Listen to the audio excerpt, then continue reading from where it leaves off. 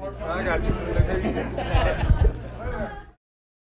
All right, creatures of the night, welcome to Talking Taker, episode 185 of our encyclopedic exploration, digging up the career of the greatest professional wrestling character of all time, The Undertaker.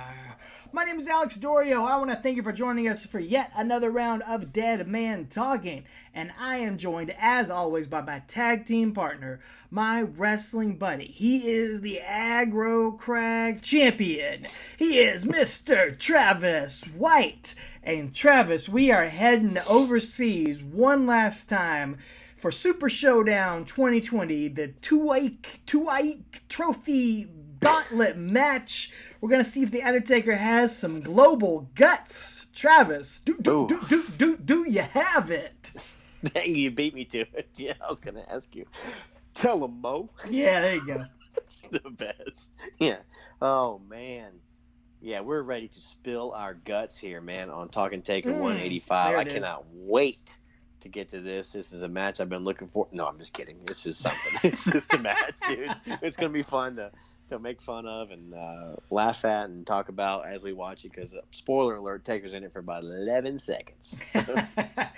Yes, The Undertaker's second to last match is on one of these random Saudi Arabia shows, literally a month before COVID-19 overtakes the United States and really overtakes the world and starts this global pandemic that's changed everything. This is his last appearance in a match before fans, and it's in an unannounced gauntlet match, tombstoning AJ Styles and never even taking his jacket off. But we made a commitment 3.5 years ago to cover every single Undertaker pay-per-view match, so we have to do it.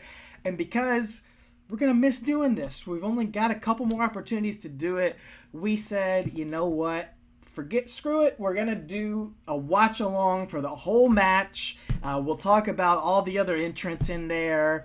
We asked for some Q&A from you, our loyal creatures of the night, from social media, from Twitter, Facebook, and Instagram. So we got some random questions about the podcast, about The Undertaker, just about anything.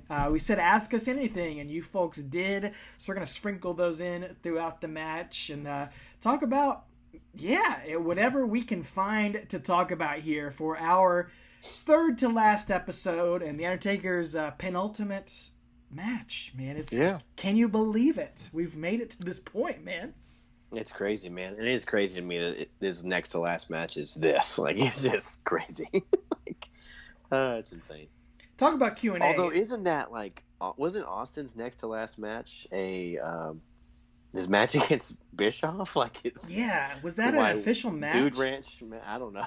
Yeah. His last match had been Rock, but his next to last would have been that Dude Ranch match against Bischoff or whatever it was. Dude Ranch match? I don't know, man. I feel like it was something weird like that. It was like a street fight or something. Going back to the 90s Nickelodeon with Guts and Hey Dude.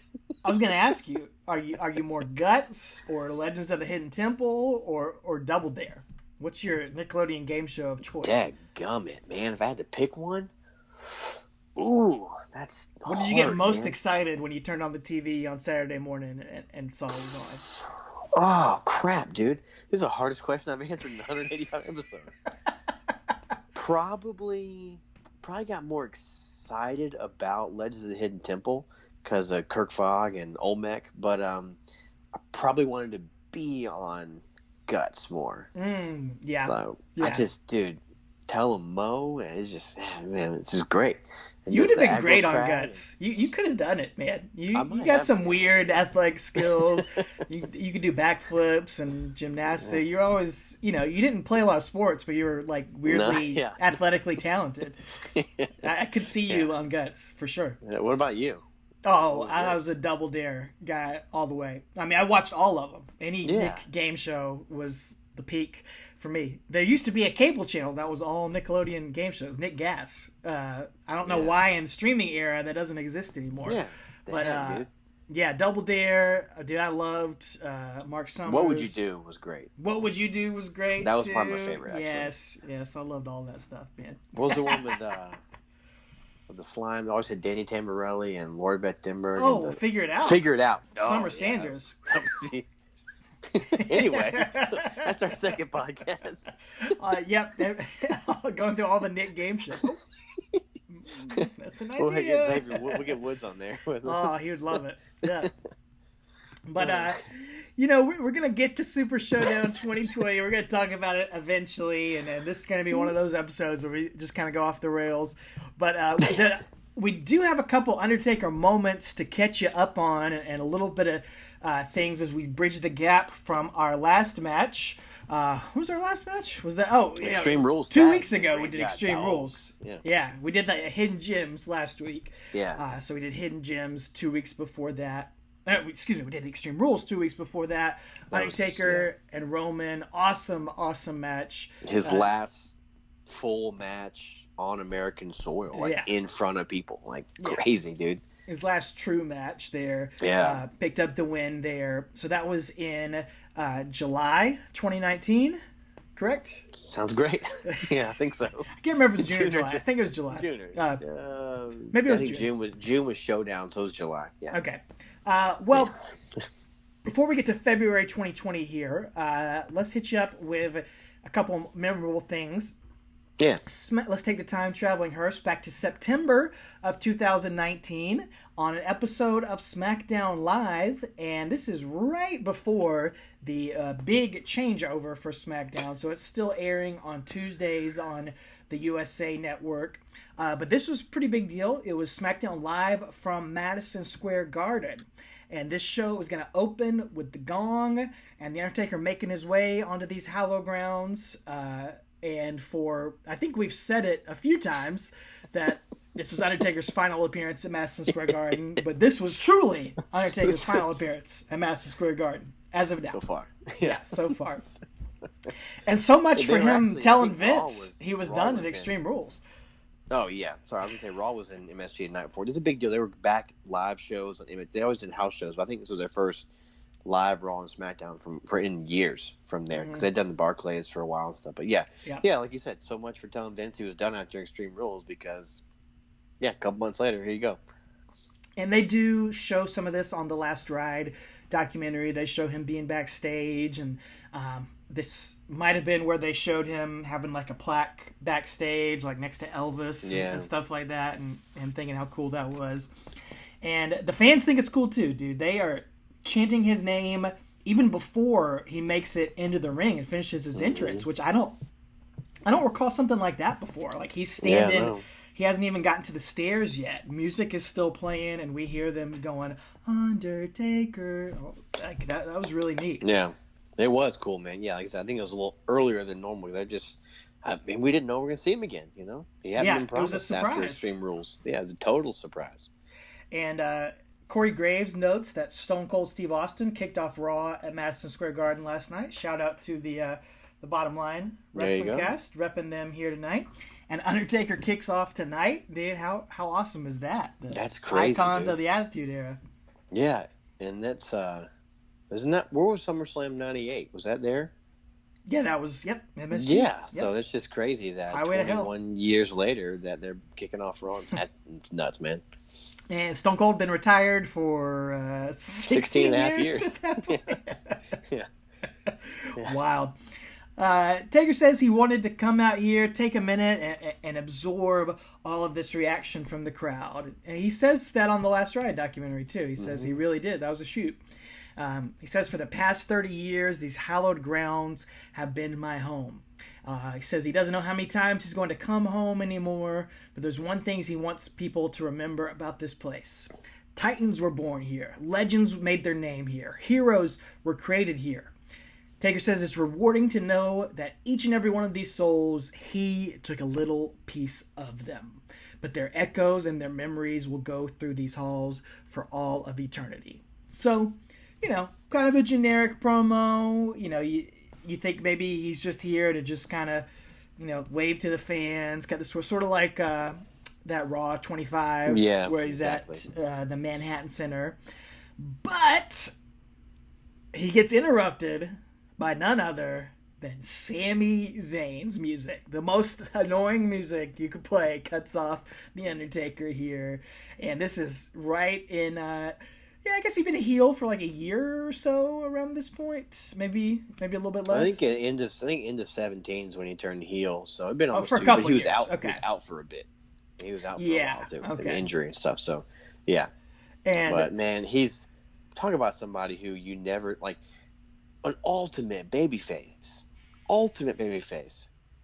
amazing. But then, as a heel, he's even better. he's It's so just annoying. Yes, He's perfect. And Undertaker just looks repulsed by this guy as he comes, strutting down the aisle doing his dancing or whatever.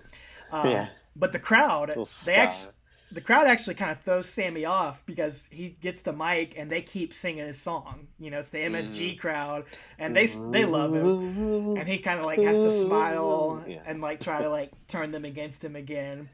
But Sami's being real respectful at first. He puts over the dead man. He says he's a legend. Says he's sold out this arena for 30 years. It's been your yard for 30 years.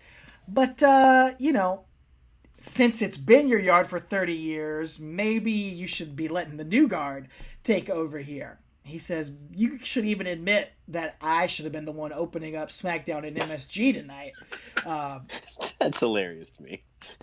Sami asks, when is enough? He knows Taker loves WWE, and he's all about paving the way for the future. But the future is here. The future is now. The future is Sami Zayn. That guy's insane, man. Sami says the fans of MSG want nothing more than for him to take out The Undertaker. But, he's selling it perfectly. It's great. It's so viable. Sami says he's here to respectfully ask The Undertaker to turn around, leave the ring, pass the torch, and promises the WWE is in good hands with him. And The Undertaker, he hears him out. And he realizes that Sami is speaking the truth. And so he hands his mic over to Sami Zayn and walks past him and starts to go through the ropes. And Sami, he starts looking shocked that his plan actually works. He's got his back turned to Undertaker, and then he starts laughing and thinking he can't believe he got away with all this, and starts strutting and dancing again. And of course, Undertaker looks up and he walks back through the ropes, and Sami turns around. Undertaker gets in his face and just shakes his head and picks him up for a choke slam. And I gotta say, Sami didn't get up as far as I would liked him to on that choke slam. Right, man. yeah. It wasn't a Gerald Briscoe level choke slam. I was disappointed. But it's still cool. It's still cool. Yeah, it was still cool to see. And we've said it before with guys like Kevin Owens or, some of these other younger guys, Rusev, what a dream come true for Sami Zayn to get to take a choke slam from The Undertaker in Madison Square Garden. We know Sami, he loves the business, huge wrestling fan. Like, what an iconic thing for him to get to have. Oh, yeah, absolutely. I mean, that's just a dream come true. Like we talked about Kevin Owens taking that tombstone and losing. Well, that was an MSG too. That 6-man tag when he lost. Yeah, so both those guys best friends in real life. Can, that's really cool. Take Undertaker's finishers at MSG. My favorite part of this whole thing is that when Taker chokeslams him after when he grabs his lapels, he's like, and just kind of steps out. He's like, like he just brushes it off and he's ready to go. So, I love that. And dude, I tell you what, we always talk about, or fans always talk about, Undertaker having a match like in 2020 or 2021 or whatever. The guys we would have wanted him to face, AJ Styles and Daniel Bryan. Of course, no question about that. I think Sami Zayn could be right up there with a guy who could go with Undertaker. Like his style against Undertaker, like he's a guy who could handle that type of match and pull off a good match with the Undertaker of now. Yep, I totally agree, man. It wouldn't be something that's going to be a lot of people wouldn't think that because he's underrated. But like a heel Sami Zayn. Golly, he's not on the same level of star power, but quality of match, right up there, man. Right up there. Yeah, I totally agree. It would be excellent to see, and he'd love that, man. Oh yeah, he'd love that.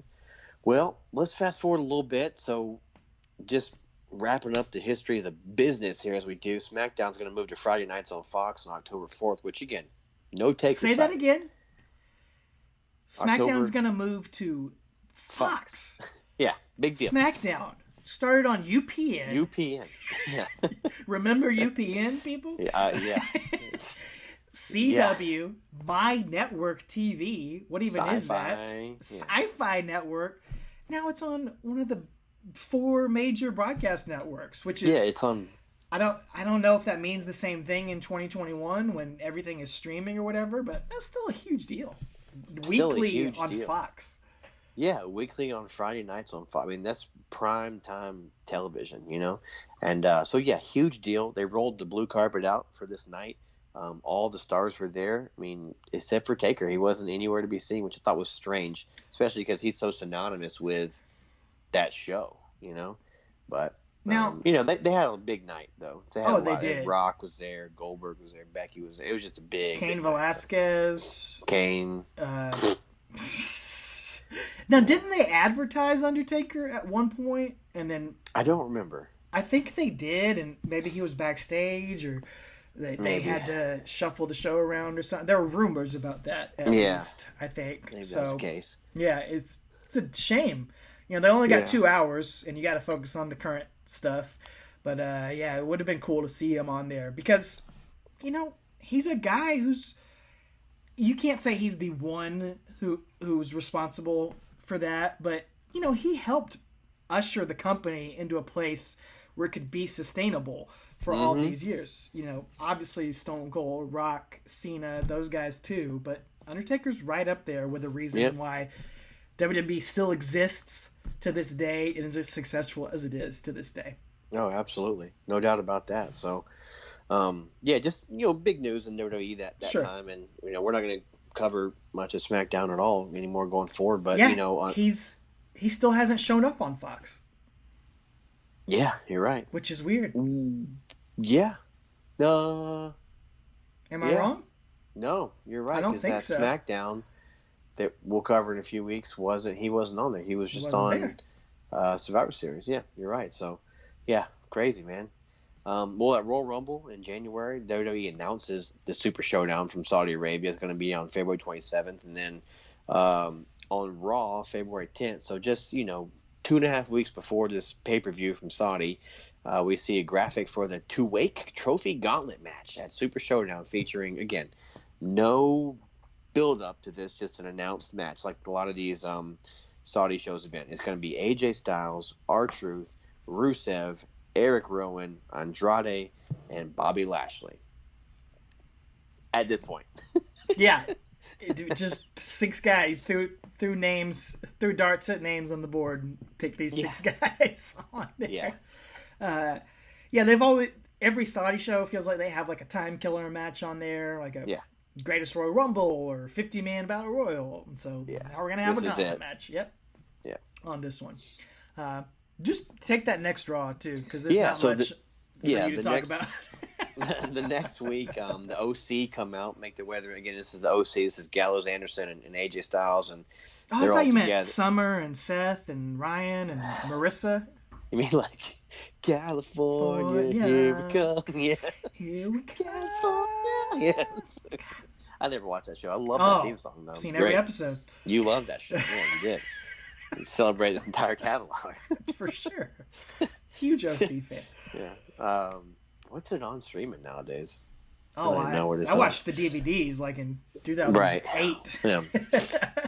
Well, I wouldn't put it past WWE to get the cast of the OC 20 years later, you know, to be there. But no, this is the original club, the only club that matters, if you know what I'm saying. So they're all together because, again, AJ was out after separating his shoulder when Edge came back at Royal Rumble. He took that nasty spear, separated his shoulder. He's back. He's back in the saddle again. He comes out. He says, you know, the phenomenal AJ Styles is back on Monday Night Raw, and he asked, what would WrestleMania season be without me? And Gallows and Anderson are saying that, you know, this is he's at his best during this time. And Anderson says, you know, now you're the Mr. WrestleMania. And AJ says he's the greatest superstar on any roster, the greatest superstar of any era. And he says, you know, I got my critics, but when I win at Super Showdown, no one can say anything. And I'll say, who's next? I don't care who it is as long as the WWE Champion is available. I don't care if you could be Brock Lesnar, you could be Drew McIntyre, you could be Roman Reigns, you could be Ricochet, you could be The Undertaker, you could be Shawn Michaels, it could be Razor Ramon, it could be Diesel, it could be Sting. Wait, what did he have that little soul patch right there? The flavor saver. Yeah, Gallows just drops a non-PG bomb and says that. Is that not PG? Oh, no. And then AJ says, yeah, I don't care if it's Hulk Hogan. I don't care if it's the whole NWO. And then they all, of course, give it too sweet. So I guess at this point, no, NWO was supposed to go in the Hall of Fame until the next year. Where they, no. It was supposed to be, at supposed this to be, point. Yeah, right. Yeah, right, they right, were right. announced probably supposed to be at WrestleMania that year. So that's a little nod to that. And then Ricochet comes out, interrupts, and AJ's like, look, I was just joking when I mentioned your name. I'm just being nice because Ricochet's facing Lesnar at Super Showdown. So he says, no one believes you're ever going to be champion, and he challenges AJ, but Carl Anderson steps in, and he loses in like 3 minutes to Ricochet. So that's that. This is kind of setting the seeds for, obviously, this two-weight cut match, but he dropped a name there talking about, I don't care who's next, and he says all these guys who half of them don't wrestle anymore, and but he says Taker's name in there, so that's planting the seeds for what's happening. He planted the seed. That's right. My favorite part of this is the King, Jerry Lawler, is back on commentary. Weirdly enough, for this point in Raw history, and he says as Ricochet comes out and interrupts AJ Styles, the King says he's as useless as a pulled tooth. Oh, yikes! It's 2020, man, and King is still doing these 1993 jokes on commentary, and I love it. It's so bad. It's so bad. Was it Akira Tozawa or Kairi Sane did some move, and he called it the ramen noodle soup drop or something like that. That's right. On commentary much longer. Wasn't much longer. I think he's still on the pre-shows. Yeah, he is. He's still got a Legends contract and stuff. Oh, so absolutely. They take care of him, but yeah, he doesn't speak too much on the live broadcast. Bless his heart. He should wear that neon green thing from last week we talked about. So. Oh, my word. All right, just real quick before the pay-per-view on Raw, February 24th, 2020, the Super Showdown is going to be on a Thursday, on February 27th, 2020. Saudi shows have weird dates and everything, but Ricochet is going to defeat Gallows, so he's got to win over both of the guys in the OC. And then Gallows and Anderson and AJ are all arguing backstage about Gallows losing. AJ puts over Ricochet, says, a miracle could happen on Thursday, and Ricochet could beat Brock Lesnar at Super Showdown. Spoiler, he most certainly did not. I don't think he got a move in on offense, but AJ will have the trophy, and he'll be at the top of the food chain, and he's going to challenge Brock Lesnar when he wins that. And then they brush by Aleister Black, or Aleister Black just kind of walks by them and ignores them. AJ calls out Aleister for having a big head, and they OC all beat him up backstage, and really doesn't mean anything, except Black defeats Eric Rowan later on, and then challenges AJ to a match next week on Raw. And then we see a new graphic for the two-week trophy match, and apparently, Rusev Day has been canceled, and he's been taken out of this match and replaced by Rey Mysterio. This guy can't catch a break in Saudi. Rusev Day. This is the second match he's been replaced for. And the Crown Prince does not save him this time. So, and he's about to be gone from the company. Yeah. Yeah. But I'd say as far as drawing power, Rey Mysterio's a bigger name, than Rusev. He's Without a legend. Question. So. And then other combatants in the match face off later on as Bobby Lashley defeats R-Truth. And really, that's all you need to know going into this gauntlet match here. Super Showdown 2020, February 27th, 2020, from the Mohammed Abdu Arena on the Boulevard in Riyadh, Saudi Arabia. To date, our last Saudi Arabia show, but I'm sure they will be back as soon as they can, for reasons. Yep. I mean, they signed a 10-year contract or whatever, so I guess they got to uphold their end. Who knows? But, yeah, money talks, baby. So. Yep.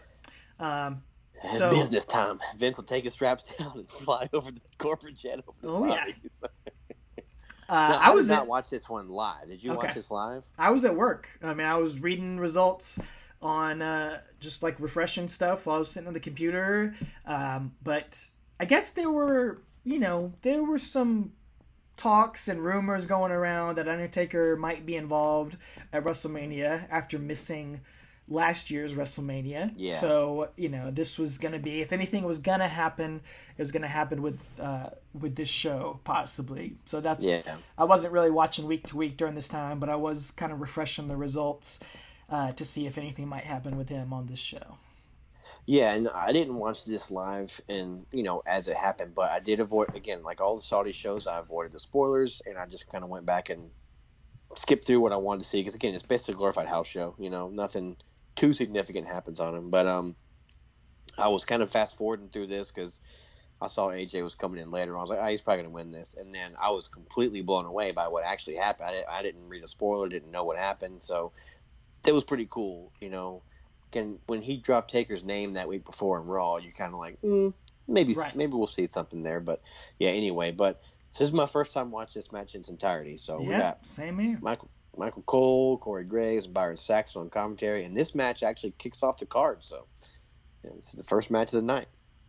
It is. So we want to invite you for our final watch-along episode here to watch it along with us. You've been along the ride for 185 episodes. You know how this works.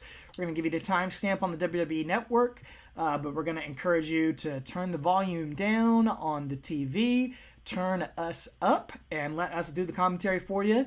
I will say it may not be as in-depth commentary for this match. We're going to watch it. We'll chime in on it. But like I said, I've got some Q&A from our listeners out there, since most of this is not going to have a darn thing to do with The Undertaker, although I am queuing it up, and there's a big poster of him in the front row. It's right there.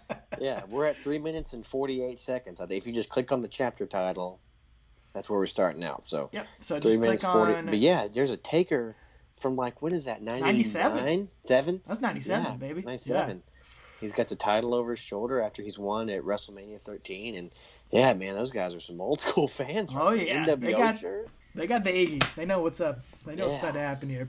Yeah, so it's 3 minutes 48 seconds. If you just click on the first chapter on the WWE Network that says Gauntlet Match, R-Truth versus Bobby Lashley. That'll take you right there. You'll see all the smiling Saudi Arabia fans. So if you need to, put us on pause and you can get that queued up. Otherwise, for the last time, Travis, you want to give us the countdown?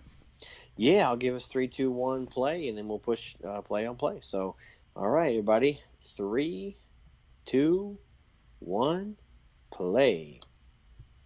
All right, here we go. Super Showdown. Those Saudi fans, they have a great time. Yeah, they do bring it.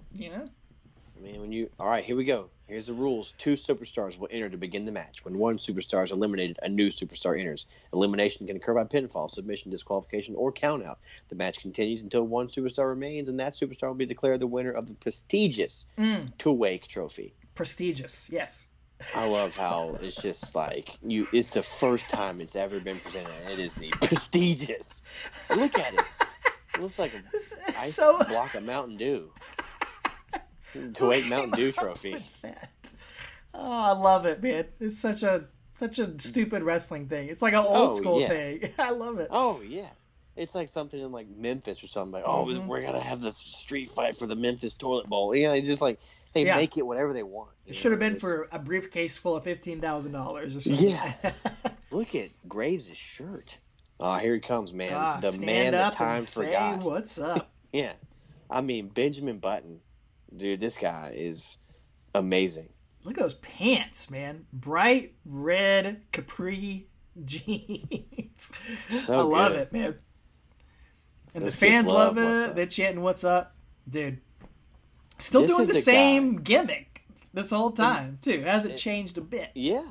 And this is a guy that 20 years before this debuted as K-Quick, and he was tag teaming with Road Dogg, and I was like, man, this guy blows, man. Like, I just couldn't. I didn't like it, but then he grew on me a little bit, and then he went to TNA, and like, wasn't he the first?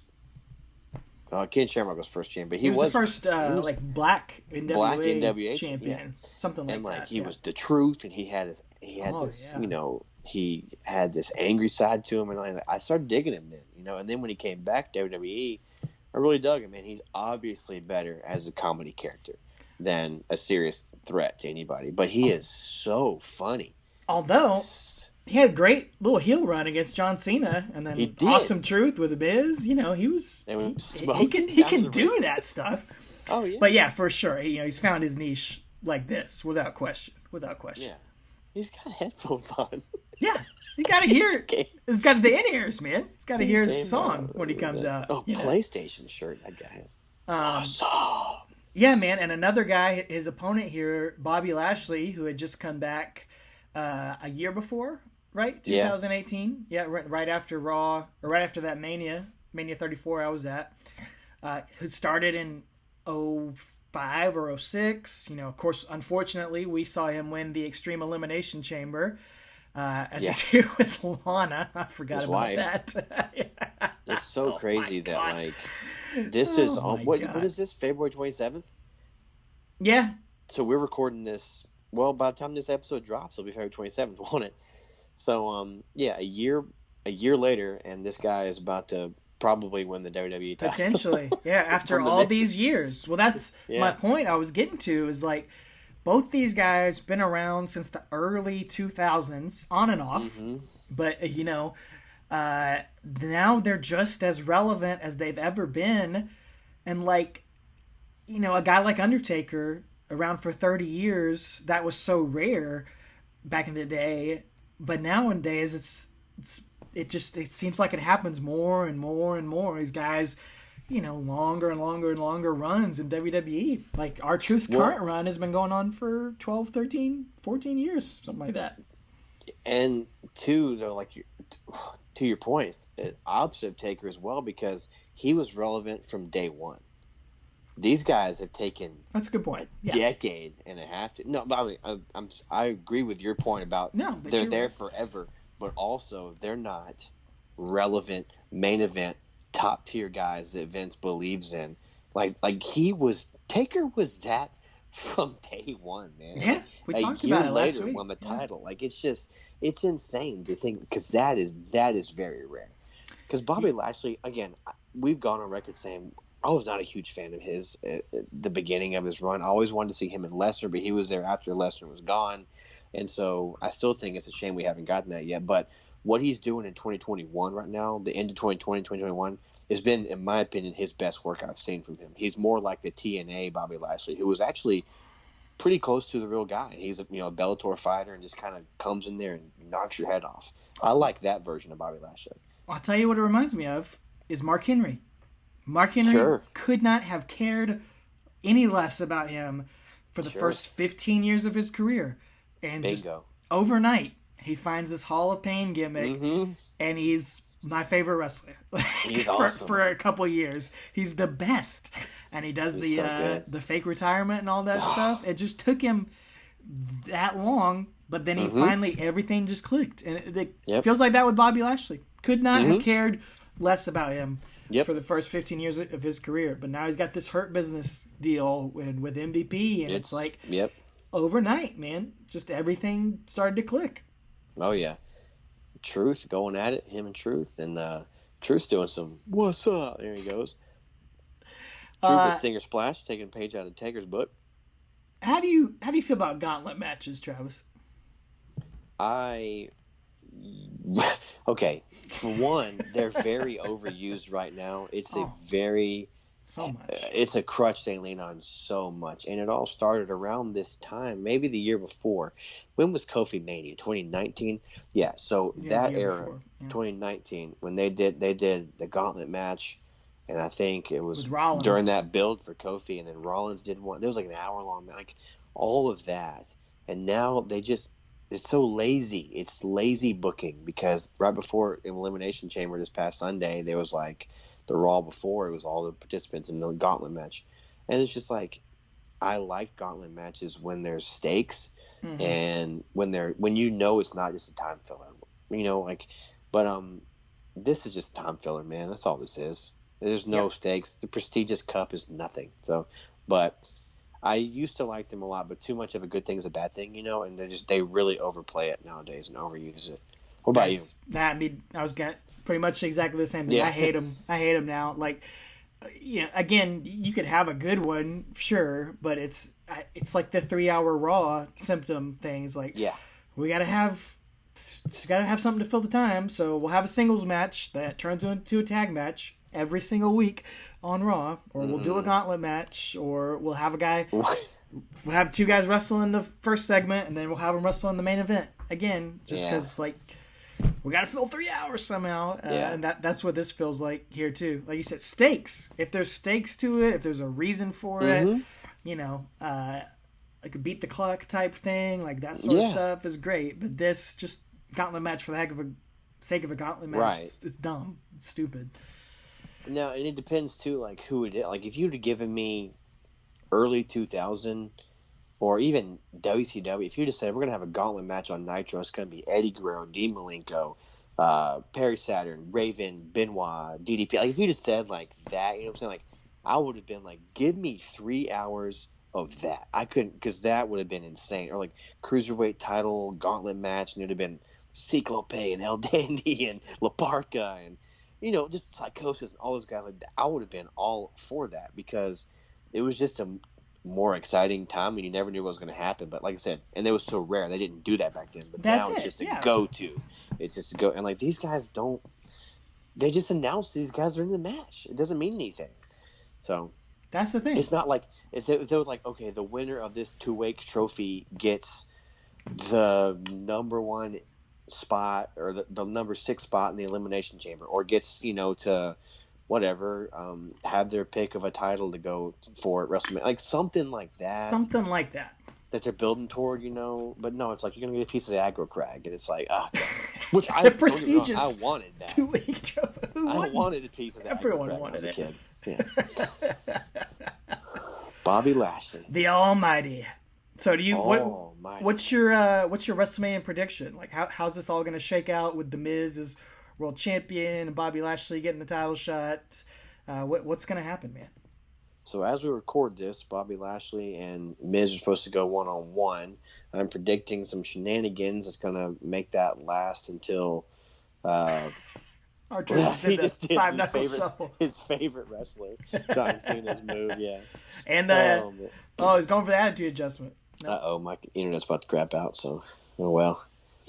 I'll catch back up with you in a second. Get you back up. Oh, yeah. Calf kick from R-Truth. Yeah, what's gonna happen? Oh, nice. Yeah, I'm thinking triple threat, Drew McIntyre, Bad Bunny screws Miz out of the title, and maybe Lashley wins it or something, and then Lashley and Drew at Mania. So that's what I'm predicting. You would have thought that would have been like a WrestleMania match in like 2011 or 12, the way they were building those two guys up. But it's funny how it all works out. Both guys had to leave and go away for a little while, and now they're where they Vince wanted them to be. When they first started out. That's how the business goes. Sometimes it goes like that.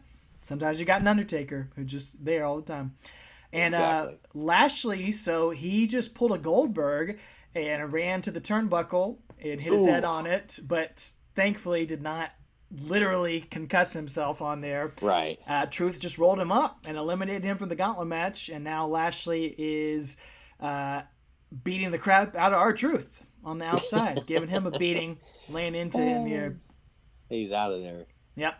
That was a surprise at the time, I mean, Lashley, even though he wasn't booked like he is nowadays, he's still a beast, man. Yeah. Like you said, R-Truth is comedy 24/7 guy. Yeah. What's our timestamp we got here? So I'm at 1501, 1502, 1503, 1504. All right. I'm making my way up there. Sorry, guys. My internet does this on my laptop every now and then. Again, doesn't matter at this point.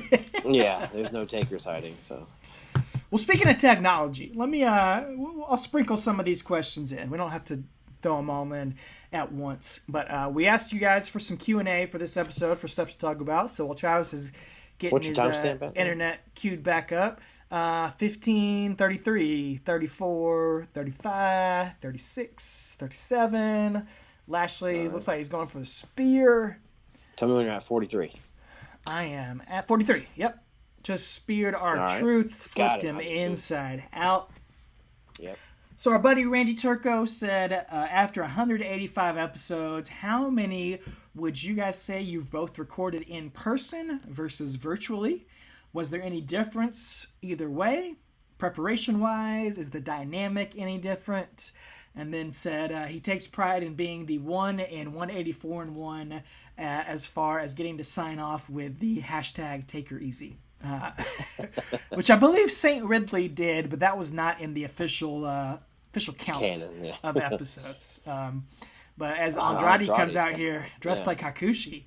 I like this guy a lot. Oh, and R-Truth's busted open. Busted. The latex gloves are coming out. Yep. I like Andrade. I feel like he hasn't gotten his fair shake yet in WWE. He's got bigger things on the horizon. I'm saying. I liked him a lot as NXT champion. Oh, yeah.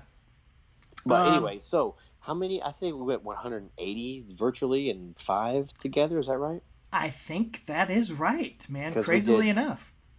We did Gold Dust and whatever one was after that at your house. Was that a Foley? We did the Buried Alive. I know. Buried Alive. And then I one think before we did 2. That. And then we did those the two. watch along for the first Rumble 97 just that same for weekend. fun. Yep. We didn't know how that was going to turn out. And then we did WrestleMania 20 together, our 100th episode. And then we did, when we went and saw Taker last year in March, we were together. That was WrestleMania, 24? Yep. That's it. Yeah, that's it. We tried to do one, I think before those first ones we did over Christmas time that year, but I had the flu or sinus infection or something. I was real sick. Even though we were in the same town, we couldn't really get together to do that. And then we've thought about doing it some other times, but mostly the timing hasn't worked out. You came up to visit me, and we went and did DDP yoga at the Performance Center. Not with DDP, sadly, but still got to see the Performance Center. That was cool. And then I don't know if we've said this on the show, but we are planning on doing our final episode in person. It's our plan. Travel up to see you, and we'll do our top 20 countdown and close out the show. We got to do that in person. But what do you think, man? Was there any difference for you doing it in person versus virtually most of the time? I think the first two, to me, were a little just different. And plus, we weren't having quite as in-depth notes and stuff back then either, but it was kind of weird because we were sitting across from each other at a table, and it was just kind of like this. We're looking at, like, we can kind of, I don't know, it was just different. Like, it was, it felt a little awkward at first, but like I feel like as it went on, we got it better. But then the WrestleMania 21 was like, that was easy, man. Like in your parents' house, in your bedroom, and then the one in New York last year. Yeah, live from New York, man. That was an easy one to do too, man. So plus we had just met. We met Bagley yet, and we went down. Like split, I guess. Yeah, kind of. So so that one was effortless, man. Like I think those two, but the first and the Royal Rumble watch along was just, we weren't sure how it was going to turn out, if we were going to do it or not. But like that was a blast, dude. So I think my only problem was trying to get the sound quality right between us, because we just used one mic on all of those, because I'm not like a pro. I don't have a big setup and everything for us to both have our own mics. So I think the very first one, it does not sound real good, but then I ended up fixing the mic later on, and I think the last few in-person ones we did sounded pretty good. We'll definitely get it sounding good for the last one. We got to go out with everything sounding right, so we'll have all that sounding good. But yeah, it was a little weird to not, wanting to look you in the face and then also having notes. And that Buried Alive match was like, that was one of the first ones where we had like extensive notes too, where there was stuff like every week on Raw. They had those graveyard promos every single week, and that's kind of like to me, that's like where our show kind of became what it is now, in a lot of ways. Yeah, I agree. It kind of took a turn from just to be a little more in depth. You know, there was a lot more going on, you know, and things were happening. So there's folks in the front row there with masks on in Saudi. Really? Look at that. There's like 3 or 4 people right there with little surgical masks on. Oh, if they get wow. they're ahead of the curve, man. Well, you know, I don't know how it was in Saudi yet, but it was definitely. I mean, it was a thing. It was on the news, and it was being talked about. Look at that. It was, you know, mainly in China, but it was. I don't know if the first case had been in the U.S. Yeah, I can't remember the date, but you know, we were talking about it when we went to New York in March. Like, it was definitely a thing. So that's crazy. Yeah. Ooh, that's a big bump from Andrade. Bump. Yeah. Ooh, yikes. You tear your pec doing that bump, bro. Be careful. Like, Andrade's a guy who would have owned the cruiserweight division in 1997. Yep. He is, honestly, I think he is next. I mean, he's right under Ray as far as what he can do. Like, but he's a bigger guy too, so he can do other stuff. He reminds me a lot of Eddie, but he's not as good as Eddie. He doesn't have the charisma Eddie had, but as far as in ring, he is just a notch below Eddie, man. He's really, really good. And yeah, you're right. He can't speak English, so that's not a racial thing. It's just as far as an entertainment thing, and it's hard to get over in WWE if you can't speak English, you know. That's the company, yeah. Yeah, it's nothing to do with him, right? Nothing to do with him. Nothing to do with any kind of, anything. But it's just true. Oh, and they just headbutted, and the headbutt took out Andrade. Dude, R-Truth's getting beat up in this match. Yeah. He's busted open from the face. He just knocked noggins with Andrade. Having a rough night out there. Yeah. Rey Mysterio in the front row, by the way. There he is. He looks about the same height as Ray. Might be. Might jump out of the crowd. He's like 3'11". So. Great question, Randy. And also, Randy, just thank you. You know what you did. Yeah, man. We're not going to... I'm not going to publicize it because I don't think you want it to be like that. But thank you, brother. Travis and I, seriously, thank you from the bottom of our hearts. That was very, very cool, very special gift from you, and it means the world to us. Absolutely. You didn't have to do anything like that, but we appreciate it. Nope. None of you do. We just appreciate you guys listening and being along for the ride. And like I said, we're just 2 stops. Oh, here comes your boy, Big Red. All right, so Travis, he's carrying the stupid spider cage out to the ring. Eric Rowan here. We'll get to that next week. Here's my question. I'm building my Undertaker opponents figure collection, and it's something I'm going to do after the podcast. I really want to have a complete one. I'm not going to get there before the podcast is over, folks. Just spoiler alert. Do I need to get R-Truth, Andrade, Bobby Lashley, and whoever the next, Eric Rowan? Do I need to get all these people? Do they count as Undertaker opponents, even though he's not going to interact with them, but they're all technically in this gauntlet match? Is it? No, I don't think so. That'd be like you getting every member of a Royal Rumble. Okay. Just because he's in it. No. Okay. His match is him and AJ. You know what I'm saying? Yes. So I think you're safe. That's how I feel. Yeah. I just need some confirmation. No, because otherwise, you'd have to buy every single member of every Rumble he was in. You'd have to go get who's the guy? All those guys from the '97 when the Mexican guys, from CMLL or whatever. Yeah. Now I do want to get Elimination Chamber guys. I feel like that's different. No doubt. Yeah. But yeah, I'm not. I don't want to do. I don't want an Eric Rowan figure. Yeah, no, you're lucky because he wasn't in that tag match at Survivor Series 2015. I need a Harper figure, and he's those have gone up, man, on eBay, obviously. So I'm gonna have to wait a little while to get one of those. At Watch Along Wrestling, another close friend of the show and former guest of the show. What were your least favorite collection of matches of Undertaker that made the podcast the toughest to get excited about? And opposite of that, which episodes were the most surprised that you enjoyed so much? And then if you can choose any other wrestler to get this type of podcast treatment, who would it be? Good question. Great question. I'd say as far as the ones that were just off the top of my head, I had to go back to my notes and think of some that were real stinkers. But that 2008, 9, or something, where it was just like Big Show matches, like the Big Show match, and like again, Big Show is an absolute legend. But like that stuff was it was the doldrums to like watch, man, and it was just awful. And then the early 2000, mid 2000, like 4 or 5 stuff with like Kennedy and Muhammad Hassan and all that whole era of SmackDown was just brutal. So, what about you?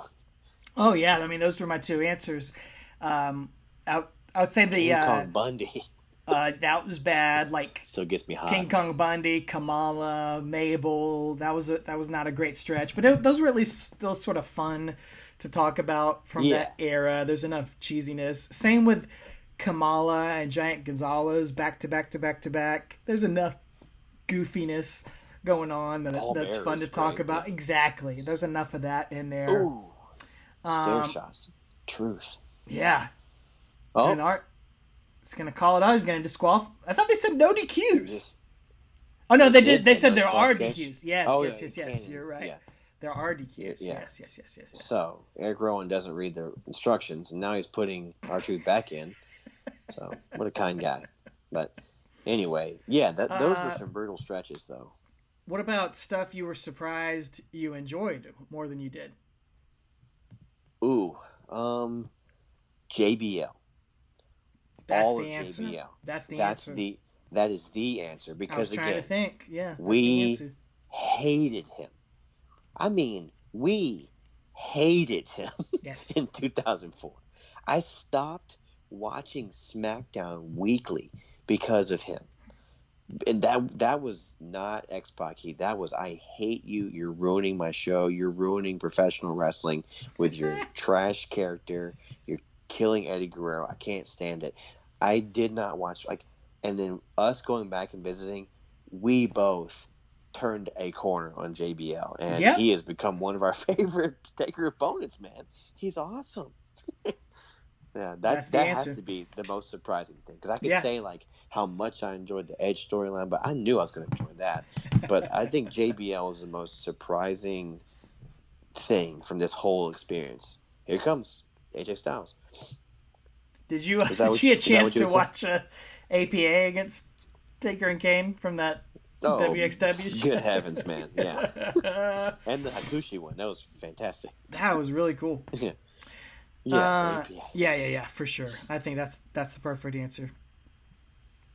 There he is, man. There were other things that surprised me, and I was shocked that I enjoyed him as much as I did. But as a whole, both of us just kind of you know what, man? This guy was perfect at what he did. And those matches weren't as bad. No, they were not. Surprisingly good. Here comes the man, AJ Styles, fresh off of the shoulder injury. So now R-Truth has made it all the way through the gauntlet match. That's insane. Now this match probably happened in TNA. I would imagine. Oh, no doubt. I can't tell you for sure, but I would imagine it did at one point or another. 2 TNA icons. That's right. 2 former NWA or TNA world champions right there. Yeah, man. Yeah. Ron the True Killings and AJ Styles. Same character. They look like they could be in the same faction with their gear on. Exactly. Red and black. Wolfpack tonight. Well, AJ representing the Georgia Bulldogs probably. I don't know what. He could be doing NC State Wolfpack maybe, because he's from North Carolina. I'm sure he's a Tar Heels fan though, but who knows? And what a great heel, dude. He's just living it up. AJ is one of those guys that I never thought would be a great heel, but I'm fine with him as a heel. I like it. He does. I don't know which one I like better. He's great in both. Yeah. He's great. Daniel Bryan. Oh, look at that. Dude, this is great. I love AJ. He is. I almost said phenomenal, but he's doing this floss. He's kind of like a Shawn Michaels. Yep. I don't know if I like Shawn better face or heel. He does them both fantastic. They're great at both of them. Oh, he's getting all the moves in. Oh, dang. You know where he learned this stuff from was the Mixed Match Challenge. They used to just do that silly stuff all the time. You know, Yep. that was. Thank God Taker wasn't in that. That was some zany stuff. Clay Daniel, one of my old church kids, said, "Who's your favorite wrestler besides The Undertaker?" Whew. All right, go ahead. You know, my go-to is probably going to be Shawn Michaels. Shawn Michaels, I mean, Hulk Hogan was my dude as a kid. I do love watching Jerry the King Lawler nowadays. I appreciate him so much. I love watching his matches. But Shawn Michaels, easy answer. Yeah. Yeah. I mean, Sting's the guy that got me into wrestling and the guy that got me into it with the Crow Sting stuff. And, like, he'll always be up there for me. But he's lost a little bit of luster over the years. And I honestly, not a huge fan of what he's doing in AEW right now. Really? I am. Really, they had me. The night one, I loved it, and then the next week when he just started joking and being silly, it was just wow. Ooh, I'm surprised to hear that. I wanted him to be like the Crowish Sting again, dude. JJ's rubbing the Cabbage Patch. He's doing having everything. the time of his life. He's having a blasty blast. This is great. But yeah, Shawn Michaels. I do love saying. I'm not going to diminish it. I followed his whole career. I still watch his stuff he's doing right now. I'm just not as intrigued by it as I hoped I would be. Wasn't a huge fan of him taking a powerbomb last week from Brian Cage. He's a 16-year-old man. So, but he knows his body better than I do, obviously. But yeah. But yeah, Shawn Michaels is hands down. I mean, the greatest professional wrestler. All time. It has everything, you know. Taker's the best character of and that's all time. why they work so well together. Shawn's the best. AJ with the calf killer. There you go. R-Truth taps out. Yeah. Excuse me. Calf Crusher in WWE, yeah. And AJ came in, he danced, and he did a calf crusher, and he won. And here comes Ray Ray. Yeah. Now this was a dream match for me in about 2002. Oh, yeah. I mean, they could still have a great one. Yeah. Booyaka, booyaka. What was the other question? What another wrestler do you think deserves a type of podcast like this? Yeah, Watch Along Wrestling said that. Yep. I mean, you know, we talked about Jericho would be a fun one to do. You know, I think a Triple H one would be actually pretty fun. Honestly, you could follow that character, sure. and especially how much heat he gets and everything. But I think that would be fun. But yeah, Jericho, he's got so many different. He's like Taker, where he reinvents himself. You know, he calls Taker Madonna of WWE, and he's the same way. So I think that would be. I think somebody could do one like that, or it'd be a big undertaking for us to do that again. That's a great point. Yeah. But yeah, I think Jericho. What about you, dude? The guy on screen right now, AJ Styles. Dude, make a heck of a podcast. You could go through TNA, be totally different. Talk about the ups and downs of that, and then into New Japan and WWE. The OC. They're taking out Ray Ray right now. Taking out Ray backstage. So Rey Mysterio got paid, who knows, 6 figures to fly into Saudi Arabia to get beat up backstage in his gear. AJ's just throwing his hands up like, come on, give me that aggro, Craig. Okay, he's getting a microphone, I guess. What's he gonna say? All right. Basically, I think he's declaring himself the winner, if I'm not mistaken. You gotta say, look at this hair blowing in the wind. Yeah. Love some AJ Styles. Because, again, I was a fan of this guy first time I laid eyes on him. And actually, in WCW, but I guess it would have been, 19 years before this? In 2001. That's right, man. AJ Styles and Air Paris. Yeah. Air and then Raid. I watched his NWA Wildside stuff because I was like, who is this guy? I love him. And then, honestly, laid my eyes on Truth, this NWA Wildside stuff, too. I mean, he was already in WWE as K Quick, but I found his NWA Wildside stuff because that's where him and AJ go back to those days. Like, go back to 2000. Like, it's crazy. So he's telling Mike Rome, Jim Rome, well, who's this? Mike Rome. Mike Rome to ring the bell.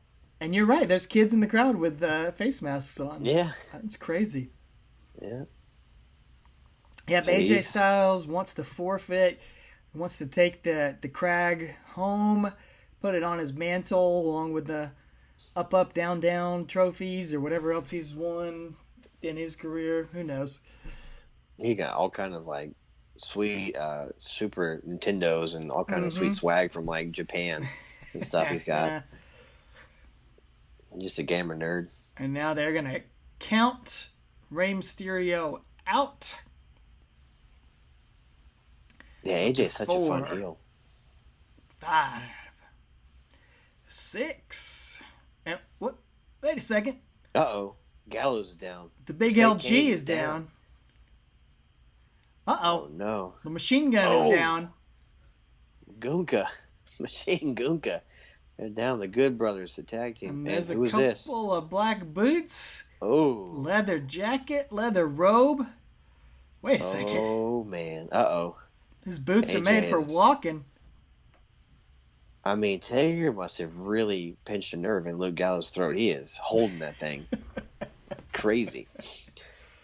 All right, so AJ's trying to get the ref to keep counting. He's arguing the referee because he knows what's happening. I mean, I can't argue with AJ. Rey Mysterio is the legal man. I don't know how the Yeah. Undertaker just gets to enter this match. I don't know. I don't know. Lights go out. Here we go. Oh. The gong's gonna hit. Take Her Easy is not There's gonna the play. lightning. But No. It's not. Wolfdog42 wants to know if we can get that song added on Spotify so he can add it to his Undertaker playlist. You know, you got the connections, man. You're on Spotify now. I Take her easy. think it's not out of the question. Yeah, I don't know if I could. I don't know how I would go about adding that to Spotify It's a on my end. So, it's a parody. You can add it. yeah, There's no legal I might rights to could. that. I think you're all right. I think you're kosher. I might could. Tell the people what's on Spotify, man. You got some new music out. Yeah, this past weekend I dropped a new album called Windrush Sessions Volume 1. Hopefully there'll be a Volume 2, but this, if you guys have listened to my stuff in the past, it's just me and a guitar, me and a harmonica, very stripped, very laid back, just what you get if you see me live. This is the opposite of that. It is produced. It's got drums, bass, keys, claps, loops, drum fills, all kind of stuff, background vocal. It's a lot of fun. 3 reimaginings of a song and 1 brand new song. So check it out if you want to on Spotify and Apple Music. Check out youtube.com/Travis White. You can find my stuff there. And his Taker comes through the laser show. It's fantastic. I listened to it all weekend. I definitely recommend our listeners go check it out. We'll put a link up there for everybody. The Windrush Sessions, Volume 1. It was a lot of fun to do because, like I said, it was it had a new life in the songs, man. A lot of fun. These neon lights from Saudi, man. I love his Saudi entrances. They're great, man. Mortal It's very no Kombat. expense, man. Like John Hammond. Yeah, more like Glacier coming out here. There's a new Mortal How Kombat could you movie coming not on be HBO intimidated Max. by that? Yeah, I know. Yeah, there is. How do you feel about that? Pass. I mean, I'd say 25 years too late, dude. You know what I'm saying? pass. Like, should have got it right back then. So, ooh, flame on, man. Speaking of movies, Buck Pendleton, my brother-in-law, who went to WrestleMania with me, WrestleMania 34. What's the greatest wrestling cameo in a movie? I'd say Zeus in the Dark Knight. I knew you were gonna say that. I thought What that were as you gonna soon as you said it. What about you? I mean, I think the easiest answer is Andre the Giant, Princess Bride. Yeah. I mean, that's like the most Everybody wanna do iconic thing.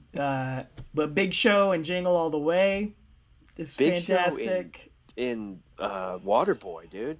Oh, that too. Golly. Yeah, probably Captain that more than- Sano. There was no yeah. mercy. Oh yeah. Taker didn't even look at the crag when he walked by it, bro. He just walked by. He didn't care. He don't care. Undertaker and Suburban Commando. I think you got to mention that. Yeah.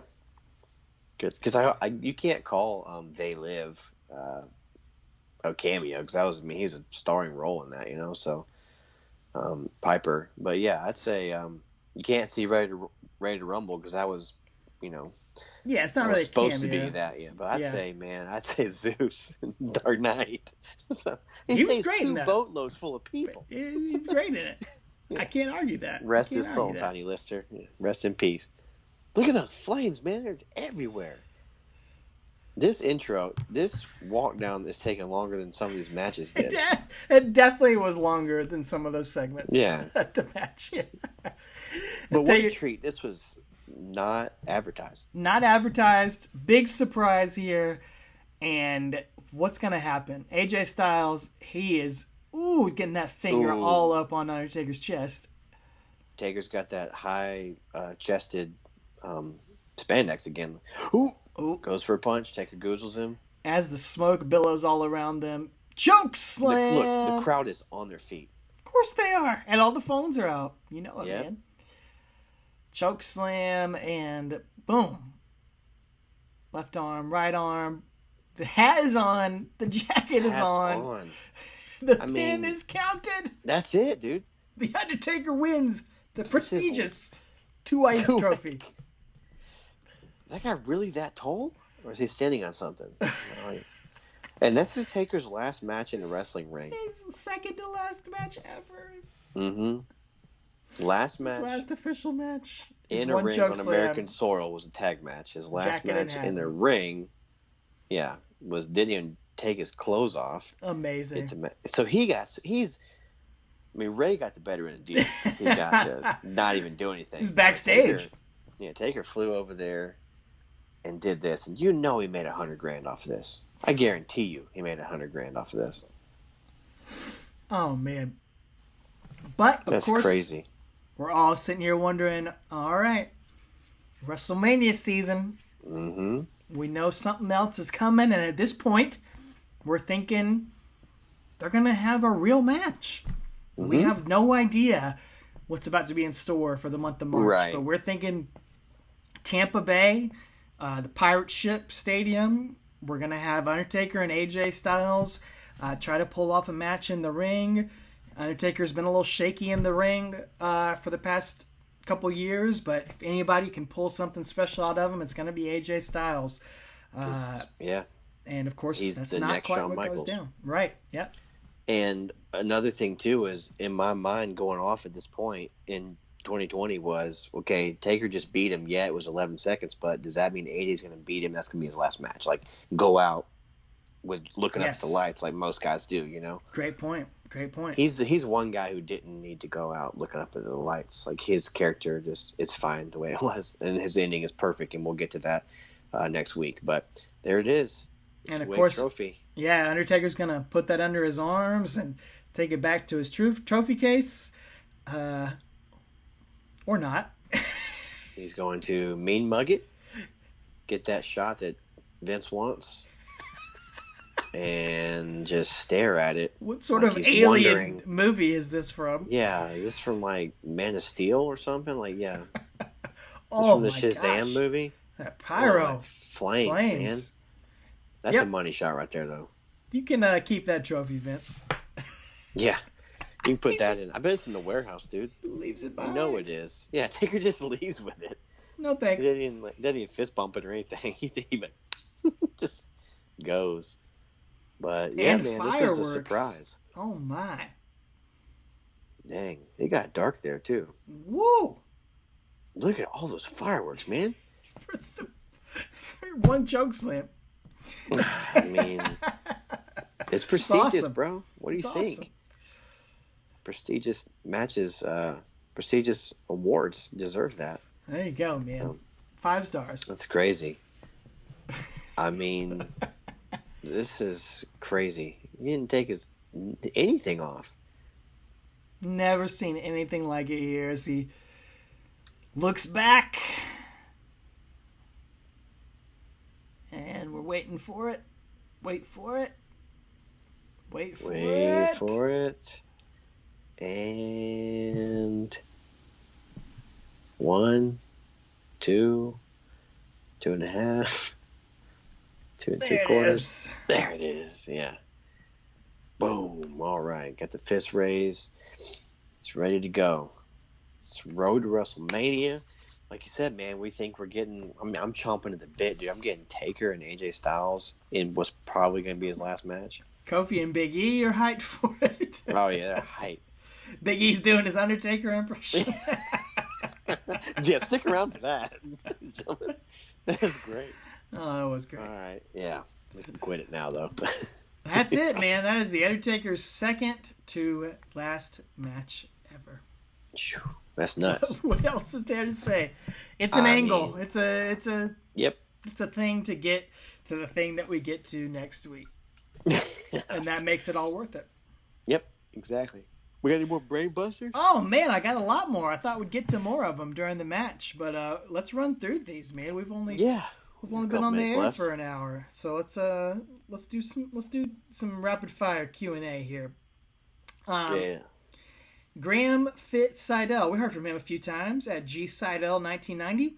If Mark, he's on a first name basis with Taker. If Mark had to do the wing eating challenge all over again and back out, do you think he would? I think he's talking about that episode of Hot Ones he was on. You think he'd back out? Yeah. No. No. Of course Good not. heavens, no. At Zach L 217, heard from him a bunch on the show. In your opinion, what was the best WWE Hall of Fame inductee speech and why? Mr. T. I'm just kidding. I'll tell you what one really is special to me is Sean's, because we were there. I don't know if it's the best one. Yeah. But it was really special to me and you, Drew because Carey. we were there. And also Drew Carey. No, I don't know. I'll be honest with you. I don't know a lot of them that. A lot of the speeches don't like stick out in my memory because some of them just drag on and on and on. I do like Razor's. He got to the point and got out of there. He was the headliner too, and he was just like, Yeah. you know, that was good. What about you? Did any really stand out? Sean's is a good one Yeah. to remember. Razors, yes, for sure. I love Bobby Heenan's. Yep. Back from Bobby's was 2004. That one was really, really special and really emotional. I think Ric Flair's is really good. Mm-hmm. I think Dusty Rhodes is really good. I'm thinking of Ultimate Warrior's promo the next From night Raw, yeah. on Raw. I think that's more special, but it's kind of in the same vein, I guess, as his Hall of Fame speech. And Edge's. I loved Edge's, and now it's kind of taking on a different tone. It was really good. You know, now that he's made a comeback, but I remember his being really, really special at the time. Yeah, I think, was it Foley? Foley's was pretty Foley good. had a good He one. got Jericho up there and CM Punk kind of the pinfall. Because him and Jericho never got to like... Or no, was it him and Punk? And then Jericho kind of pinfall. Yes. Anyway, one of them, whatever happened. Yeah, that was pretty funny. But Dude, you know who nailed it? Tori Wilson. Tori Wilson had a fantastic Hall of Fame speech. her dad just died like 2 days before that, too. It was crazy. She did not take it too seriously. You know, she was very funny. She had a great speech. Yeah. Matthew Miranda won. This one's really interesting. How would The Undertaker have been remembered in WWE history had he retired in 1999? So, had he walked away in late 99 and never went off and did the Biker Taker, never had this next era of his career, how do you think he would have been remembered? It's a great speculation question. Yeah. I still think he still would have been. I mean, he was a pillar of that company even then. Carried them through the Monday Night War eras. Him and Rock Austin, Triple H, Kane, Foley. I still think he'd be highly regarded because he was a locker room leader. He was like I said, a pillar of the backstage part. I still think he'd be highly regarded. I don't know. He definitely wouldn't be as highly regarded as he is now. Another decade and a half later. It seems. But yeah, that's a great question because he wouldn't have had those different iterations. But what do you think? I think we'd think of him maybe like a Razor Ramon, Scott Hall, Kevin Nash, or a Mr. Perfect or somebody like that. Nash is a good comparison. He'd be a Hall of Famer, Mm-hmm. sure. just for everything he did in the 90s. He'd be a Hall of Famer. He'd be a guy they brought back on Legends Nights, on Legends Raw. He'd be a guy they brought back to give a tombstone to Sami Zayn these days or something like that. But yeah, we wouldn't be doing a podcast about him. No. You know, it wouldn't be the same. But he would still be, you know, a legend, but not a Mount Rushmore type of guy. Yeah. Let's see. I got some from some certain people I'm gonna hold on to, but Brian Maurice, friend of mine, friend of my wife's, he's listening to the show, but he says, would you rather wrestle Nia Jax blindfolded or take a last ride off the Titantron? Those are about the same. I'd probably, either one of them, I'd probably go, my whole. I'd probably rather wrestle Nia Jax blindfolded because, imagine a last ride off the top of the Titantron, dude. Yeah, I'm taking the last ride. I know Taker's going to protect me. You'd be dead. I don't trust Nia Jax, though. I don't know, man. I have such a bad neck and a bad back, I might have to wrestle her. So I would die if I fell off the Titantron, so I don't know. He also said, do you think Big E will have a solid push, or will he get the Mustafa Ali treatment? No. You answer that. He'll have a better push. Way better push than Mustafa Ali, yeah. World champion one day? One day, yep. Future world champion, I'm calling it for sure, yep. It's not going to be this year. It may not be next year, but he's got future world champion written on him. And then Brian just started ranting. He said, I'm hot now. Why the F do main event era just bust out the gate with finishers now? How do you start with a finish? It makes no grammatical or pro wrestling storytelling sense. Main event. I think Brian might have been drinking a glass of wine or something. I think you need to blame Brock Lesnar and John Cena for that at SummerSlam 2014, 13, 14, whenever that was. 14. Yeah, whenever that was. You need to blame John Cena and Brock Lesnar for that. So, and I think that booking was tremendous at the time. But you're right. It is. A finisher has been prostituted nowadays. It's not a finisher. It's just a move. So, I mean, a finisher used to be a DDT. Yep. All right. This is from Alex Dorio. Travis, as a guy who's not really interested in merch or collectibles or memorabilia, is there anything of The Undertaker's old school merch or anything rare of his that you would like to have in your collection? If you were to collect something Undertaker related, what would be like the one item that you think would be cool to have? Man, I think I got them already, dude. It's a Zubaz. Okay. Besides that. No, in all seriousness, as far as like his actual like produced merch, you know, I think did they ever make like purple gloves like that you could buy, or like the gray gloves? Did they ever make that? I don't think I've ever seen that. Or maybe just like, did they ever make like the wide brim hat with the purple around her? They've made like Halloween costumes. I think just something like that, like something with the old, like, because I'm never gonna wear a wrestling T-shirt. So I'll wear a Talking Taker T-shirt, but all day. But yeah, I think just something with his original, just because, man, that's old school, man. That's where it's at. So, yeah. At Kate Dorio said, "What is your favorite?" Excuse me, sorry, I lost it. What is your favorite concert you've ever been to? Number one concert. It's tough. It's one of these Need to Breathe concerts I've been to recently. You and I went and saw them acoustic, and that's one of my favorites.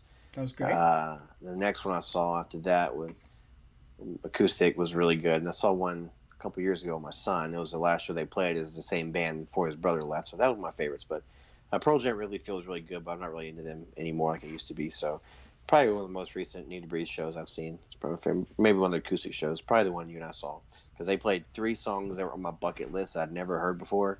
They played all three of them that same night, and I was like, I told you, I was like, I'm done. I can go right now. Yeah, you did. You did say So that. Yeah. that's probably my favorite concert. So, what about you? You know, Bruce Springsteen's like my number one artist. You guys, Right. if you're watching video, you see him right over my shoulder. So I've seen him 4 times. The first I got time to go to one of those. you did, you were there, and that was when Awesome. Clarence Clemens, the saxophone player, was still alive. So I did get to see him in person. Yeah. So that's probably my favorite Bruce concert. But my number one concert of all time is Paul McCartney. Getting to see Paul McCartney in 2014, just it's Paul McCartney, man, and it lived up and exceeded expectations.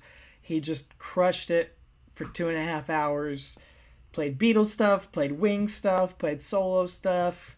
I mean, it was just you're in the same building as Paul McCartney. I got to see a Beatle and He's got a Beatle, to man, be yeah. there, and it was just everything. That was my best. That's the best concert I'll ever go to, probably. Yeah. So, I would rather personally. I listen to Bruce Springsteen way more than I listen to the Beatles, but just being there for that. He's man, Paul it was- McCartney, It was yeah. Paul McCartney, man. Dan Pendleton, do you have matches for the Phenom that are a must-watch or could rank as a top 10 for us? Dan, listen in 2 tuned. weeks. We will get there for you. We will do our top 20 of all time. At Kate Dorio, why have you never asked your wife with A+ commentary skills on as a guest? Kate Dorio, on a scale of 1 to 10, how much will you hold it against your wife for not listening to this show? How many years of my. bitterness should she expect? My wife has never listened to this show, so it doesn't bother me one bit. I've let her hear certain things on it, but she's never listened. I've Couldn't care never. less, but God bless her for allowing me to do this for the last 3.5 years of my life. So. Yeah, that was one of my questions for you, Travis. As someone with 3 kids, 2 when we started and 3 now, have your kids reacted at all to you doing this podcast for the past 3.5 years? Do they know that you go do it? Do they care at all? And then question 1B to that, do they respond to wrestling at all? When you're watching wrestling, do they care at all about wrestling? No. Yeah. My oldest knows that Dad does a podcast. He knows it's about the Undertaker, but he has never shown any interest in listening. My boy, so I'm a dad who doesn't force my own likes and opinions. My opinion. I don't force the things I like Star Wars, Batman, wrestling. Used to be Pearl Jam, Need to Breathe. My own music. I let my kids listen to my songs, but I don't force them down their throat. I don't make them watch wrestling with me. I don't make them watch Georgia football games with me. I don't shove that stuff down their throat. I want them to want to like what they want to like, and if they want to watch it with Dad, that's fine. They don't understand live television. So every Monday, every Friday, every Wednesday, on my phone That's about funny. 8 o'clock, I pull up Raw, and my son's like, Dad, why are you watching that show again? I'm like, it's not again, son. It's on right now. He's like, yeah, just watch it later. I'm like, but it's right now. Like, he doesn't, That's because funny. everything in their life is on demand. In my house, we don't have live TV. We only have Netflix, Hulu, Amazon Prime. Like, we only have stuff on demand. So they don't even understand the concept of sitting down and watching something. Oh, I got to watch this right now because it's on. Like, Georgia football games, they're like, Dad, can we watch one this weekend? I'm like, no, bro, that's over. Like, we got to wait till September. Like, they don't understand that. So it's just funny, different generations. So, yeah, they've oohed and ahhed to some wrestling matches and stuff like that, and they know, and I've shown them certain things, and we like to wrestle each other. They do like to wrestle, yes. They like to, and in fact, when you come next week, they're like, that's the guy we wrestled with, right? I was like, yeah. So they might want to wrestle with you. So, yeah. Bring it on. No.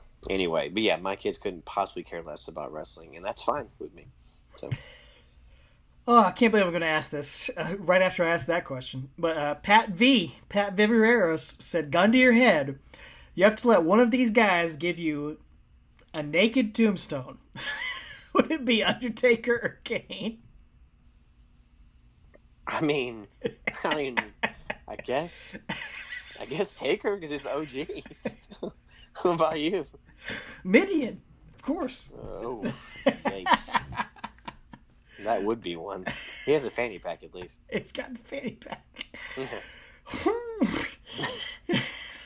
Yeah, good follow up. I said, asked us anything, and he did. He threw it out there. Kate Dorio said, are y'all going to WrestleMania post-pandemic? If Undertaker goes in the Hall of Fame, if and when Undertaker goes in the Hall of Fame, Travis, you and I got to be there. I would love to. We got to We'll find a way to be on there. the set, on the ground live. Bring this dust off the podcast and bring it back. So that would be great. It's in Hollywood next year, and then is it back in Dallas after that? I think that's right. It is. Yeah, they've announced all of those. Yeah, so maybe it's going to be then 2023. So we'll see. Yep, But anyway, I would love to go to a WrestleMania again. I still love professional wrestling. Still love WWE. I watch AEW. I watch some New Japan stuff. Not really much anymore, but I love wrestling, and I don't plan on letting it go away. And I'd love to go to WrestleMania post-pandemic, and love to see Taker in the Hall of Fame whenever that is. So that'd be great. Yeah, that would be the time to do it. I would love to go do that. Make that happen. I think it's meant to be. But for now, we appreciate y'all's questions. If y'all got more of them, go ahead and send them. Maybe we'll do some more next week, and then the week after that too. We'd be happy to answer you guys' Q&A about the podcast. Sure. But for now, we'll keep rolling on to the last ride. We're slowly crawling into the last stop on this podcast journey here. 2 more episodes left. That's all we got. 1 more Undertaker match. Next week, we're covering the Boneyard match. AJ Styles versus The Undertaker. WrestleMania 35. Everything leading up to it. How it became the Boneyard match. How it became 36. The Undertaker's final match. Excuse me. 35 this whole year. Absent. This whole year's going up my time. Yes. I know. It's WrestleMania weird. 36, Undertaker versus AJ Styles Boneyard match. We will relive it and talk about this incredible historic moment and how Undertaker literally rides off into the dark that night. He does. And then Edge been another good podcast. Like Edge could be because he's a character that's yeah. just Sexton Hardcastle before. Like you could follow his career, especially now with his comeback 9 years later. That would be fun. Just went through my head as you were speaking. Didn't mean to cut you off, but had to get that out there. It's a good point. That'd be a fun one. Lots of variety in there. Yeah. And then in 2 weeks from now, we will have a series finale, a wrap-up episode. So next week will not be our final episode as The Undertaker's final match. 2 weeks, we will do a closing episode. You and I are going to rank our top 20 all-time Undertaker pay-per-view matches. We've both been agonizing over these lists, texting each other. Chore. Yeah, talking about how hard it is. Paper. Yeah. It is. We're going to go give our reasonings for them. Everything is in play from the pay-per-view matches. And we'll talk about, Undertaker at Survivor Series last year, his last final moments on television. And that's it, man. That is it for us. We'll wrap it up. We'll have that final show. Want to shout out, we talked about your music. I wanted to shout that out. Want to shout out tpublic.com. If you want to represent Talking Taker these final few weeks, go pick up a t-shirt. I believe they're 35% off everything this week. So go pick up a Taker Easy shirt, King of Gong style, Taker Care of Business, Biker Taker Guy, Biker Taker Girl. They're all up there. Get a shirt, a sticker, tank top, hoodie, all of it. Go get something. Help support the show. Go support the Bottom Line at Wrestling Cast, our buddies over there. We are going to join them actually right after our show ends. They've invited us to come on. We won't be gone for long. We'll be around. So be sure you're subscribed to us, folks. You never know. If The Undertaker pops up post-retirement, Travis and I are going to call each other up. We'll throw something out there. So just make sure you're subscribed wherever you get your podcasts, just in case. We're not saying goodbye. We're just saying goodnight. All right? In a couple weeks. So we'll be around. And, man, Oh, Mark Short. Mark Short on Facebook Yeah. talked about our Hidden Gems episode last week. Said he discovered some matches he had never seen before, Perfect. and that's why we did it. That's why we Yep. brought it up. We wanted to point you guys in those directions of some really cool stuff on the network and on YouTube and all around. And yeah, it's been a pleasure tonight. Got a couple more. I'm not going to say goodbye yet, but I've enjoyed it tonight, Travis, and looking forward to our last couple rides together. Yeah, man, that was fun. It was fun to go down that weird to wake cup match, or whatever that was called, that we just watched. So yeah, we're just again, like you said, basically an angle setting up WrestleMania. So if you were there at the Muhammad Abdul Arena on the AJ Styles Boulevard of Broken Dreams in Riyadh, Saudi Arabia, let us know. We'd love to know if you're one of there, especially if you're one of those ahead of the flattening of the curve and you were wearing a mask there. Let us know. So other than that, ladies and gentlemen, like I said, stay tuned with us for the next 2 weeks. Our official, closing, and then, to be continued. Break glass if necessary. Whatever Taker said in the last ride, in case of emergency, break glass. So we'll see. But yeah, we hope you enjoyed this night and this episode and this random watch along. And other than that, ladies and gentlemen, stay safe and take her easy.